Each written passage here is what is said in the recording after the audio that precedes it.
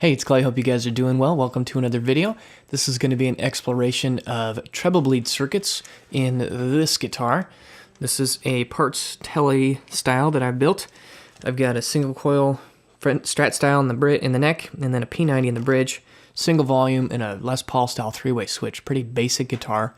By my personal observations with this guitar, again, I just have a 250K volume pot. It's a pretty simple basic circuit, but I've definitely noticed that when I roll back the volume, it gets very dull and loses a lot of top end, and I personally prefer to have a little treble bleed to help fix that. Now, what a treble bleed does is it typically, on the volume control, you've got 3 terminals, and it is set up as a voltage divider. Now, if you want more information on how a volume pot works, I've got a video on that, which I will link to in the description below. But, you've got an input and an output and then a ground. Basically what happens is between the input and the output, it travels along the resistance of the wiper of the pot, right? So as you turn the knob, you're either introducing more or less resistance to either send the signal on through to the output or to send it to ground. So between those two connections, you can jumper that, and you typically use a capacitor and a resistor. Now, what the capacitor does is it helps to set up a high-pass filter so that frequencies above a certain point are allowed to pass through that volume control attenuation at a rate that is different than the low frequencies. So as you roll the volume back down, you're actually rolling down low frequencies faster than high frequencies, which are being allowed to pass through the capacitor to the output. So it kind of combats that natural tendency towards becoming darker by adding more highs.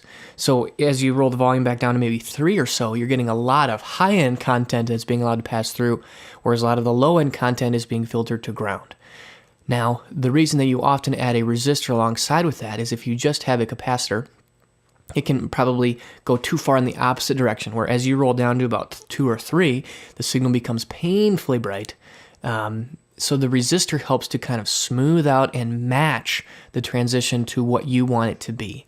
Now, a side effect of that is if you introduce a resistor, you're actually going to change the taper of the pot. So what that means is as you roll it back, the taper determines how quickly that resistance comes into play. And by adding resistance in parallel, you are changing how that transition works. If you've ever used different taper pots, you might experience it where you have a very significant, so let's say you're up on 10 and you might be rolling back your volume and nothing's really changing, and then all of a sudden you get to about 3 and then there's a drastic change there. A classic example I use is the Fender Blues Jr. Master Volume. If you turn the preamp volume up to 5, and then you take the master volume, which is the same kind of volume circuit as in here, and if you turn it up to about 1.5 on the master, it's pretty quiet, bedroom level, probably too quiet. Then from 1.5 to 2.5, it jumps very quickly to a very, very loud signal, and it can be difficult to kind of dial in that perfect bedroom tone because the taper of the pot advances very quickly. The volume doesn't add consistently all the way up through the taper of the pot. It really jumps quickly from 1.5 to about 2.5 or 3. So that's kind of what's being affected here. Last thing I want to mention is you can add the resistance in series with the capacitor, meaning if you've got these 2 terminals on the pot, go into a resistor, and then the output of the resistor goes into the capacitor, and then the output of the capacitor goes into the other terminal on the volume pot. That would be in series, where they're all in one series line.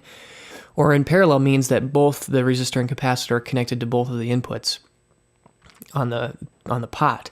And that also will have effect on how the taper works. So what I want to do now is have a bunch of tone clips, and I'm going to start with the guitar stock as it is, and then I'm going to put some jumper clips onto the pot and experiment with some different values and list those on screen, and then hopefully come to a place where I found a setup that I personally prefer and maybe can give you guys some information as far as how you want to set things up for yourself.